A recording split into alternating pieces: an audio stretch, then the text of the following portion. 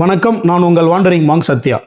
தமிழ்நாடு முதல்வராக விஜய் அவர்கள் பொறுப்பேற்று இன்னையோட 20 நாளுக்கு மேலே ஆயிடுச்சு. ஆனால் இப்போ வரைக்கும் அவங்க அஃபிஷியலாக அமைச்சரவை கூட்டத்தை நடத்தினதா இது வரைக்கும் எங்கேயும் தகவல் இல்லை.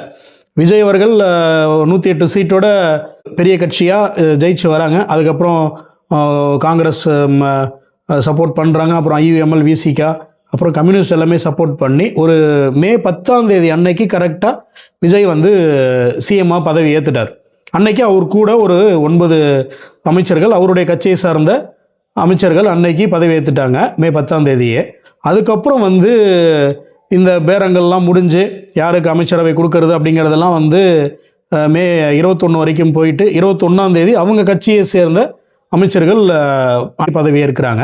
இதுக்கு நடுவில் மே 13 ஃப்ளோர் டெஸ்ட்டு, அன்னைக்கே சட்டசபையில் பெரும்பான்மையை நிரூபிக்கிறாரு. அதுக்கப்புறம் ஒரு வாரம் கேப்பு, அப்புறம் தான் அடுத்த அமைச்சரவை பட்டியல் வருது.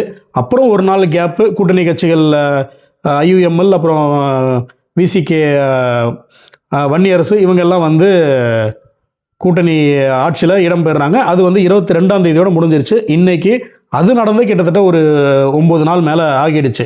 அவங்க சிஎம்மாக பதவி ஏற்று ஒரு 20 நாள் மேலே ஆகிடுச்சு. இது வரைக்கும் அஃபிஷியலாக ஒரு அமைச்சரவை கூட்டத்தை கூட விஜய் கூட்டலை. ஆனால் ஆய்வு எல்லாம் போயிட்டு இருக்காங்க. அமைச்சர்கள் ஒரு பக்கம் போனாலும் அவங்க கட்சிக்காரங்க ஒரு நர்சமாக கூட பார்த்தோம், கோட்டு மாட்டிக்கிட்டு அவங்க ஒரு பக்கம் கவர்மெண்ட் ஹாஸ்பிட்டல் ஆய்வு போகிறாங்க.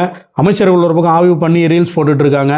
இன்னும் தொழில்துறை அமைச்சர் ஏதோ இப்போ இன்ஸ்டாகிராம் பார்த்து தான் இங்கே தொழில் நிறுவனங்கள் முதலீடு பண்ண போகிற மாதிரி அந்தமாக ஒரு ரீல்ஸ் போட்டு இங்கே இன்வெஸ்ட் பண்ணுங்கன்னு சொல்லி டிவியில் கம்பேர் பண்ணுற மாதிரி பயங்கரமாக எமோஷனலாக ரியாக்ஷன்லாம் பண்ணிகிட்டு இருக்காங்க.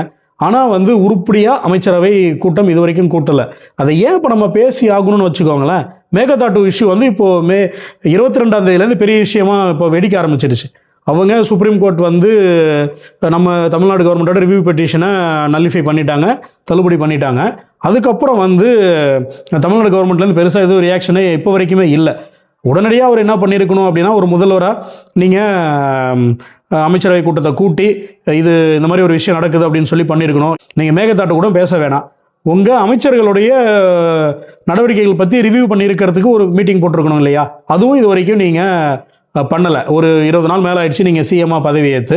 இது மாதிரி ஒரு விஷயம் நடந்ததாக இது வரைக்கும் அஃபிஷியலாக எனக்கு தெரியல. இல்லை ஒருவேளை அந்த கரூரில் இறந்தவங்களுடைய ஃபேமிலியை கூப்பிட்டு மாமல்லபுரத்தில் ஒரு ரிசார்ட்டில் வச்சு நாங்கள் ரூமாக போய் கதறி அழுதும் அவங்க காலில் விழுந்து அப்படிங்கிற மாதிரி ஒரு விஷயம் பண்ணீங்களா? அந்த மாதிரியாவது நீங்கள் கேபினெட் மீட்டிங் நடத்திருக்கீங்களா அப்படின்னு பார்த்தா அந்த மாதிரி எதுவும் நடந்த மாதிரியும் இது வரைக்கும் தெரியல.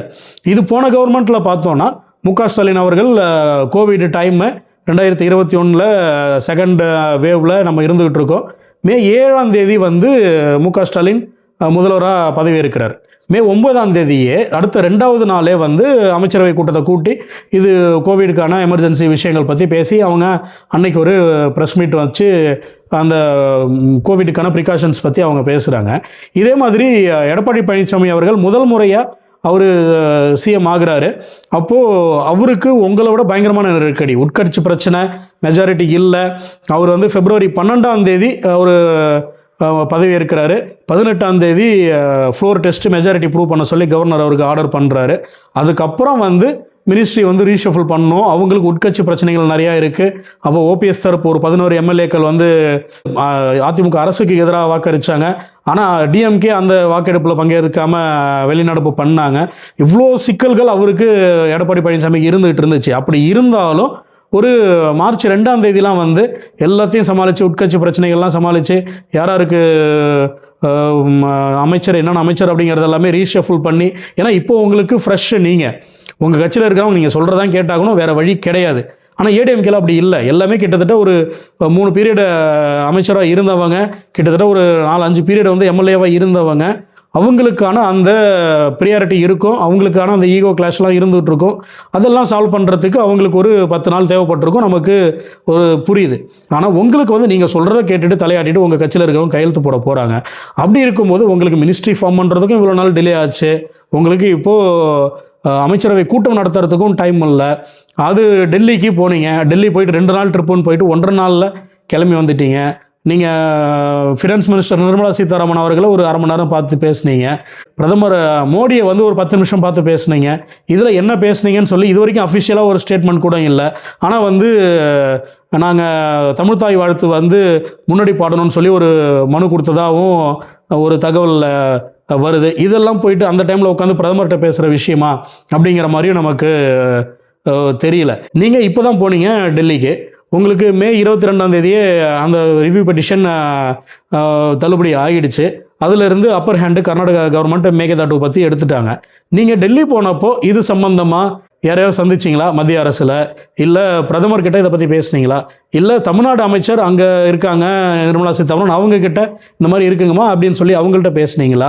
இல்லை Kaveri water management authority office டெல்லியில் தான் இருக்குது, இல்லை அங்கே போயிட்டு அவங்கள பார்த்து இது மாதிரி மேகதாட்டு பற்றி பேசுனீங்களா?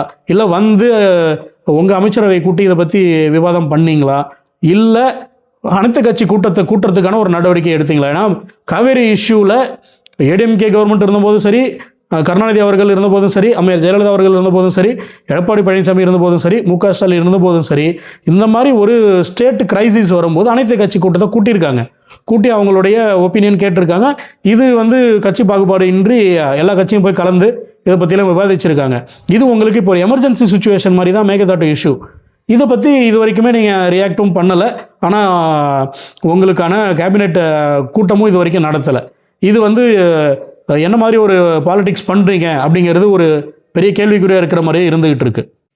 ஒருவேளை நம்ம இந்த வீடியோ எடுத்ததுக்கு அப்புறம் இமீடியட்டாக அவங்க நடத்துனாங்க அப்படின்னாலும் அதுக்கான வாய்ப்புகளும் இருக்குது.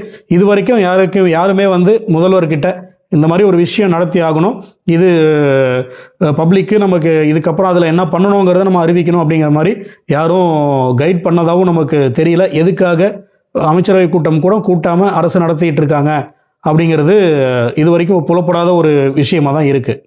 நம்ம சேனலில் தமிழ்நாடு பாலிடிக்ஸ் பற்றி அதிகம் பேச வேணாம் அப்படிங்கிற மாதிரி ஒரு ஸ்டாண்டில் தான் இருந்தோம். ஆனால் நடக்கிற விஷயங்கள்லாம் பார்க்கும்போது நம்மளும் இதை பற்றி பேசாமல் இருக்கக்கூடாது அப்படிங்கிற மாதிரி தான் தோணுது. அதனால் வந்து இன்னும் அடுத்த வர வீடியோக்களில் தமிழ்நாடு பாலிடிக்ஸ் பற்றியும் நம்ம அதிகமாக பேசுவோம். அமைச்சரவை நடவடிக்கைகள் பற்றியும் நம்ம நிறையா விவாதிப்போம். அதுவரை உங்கள் வாண்டரிங் மாங்க் சத்யாவுடன் இணைந்திருங்கள்.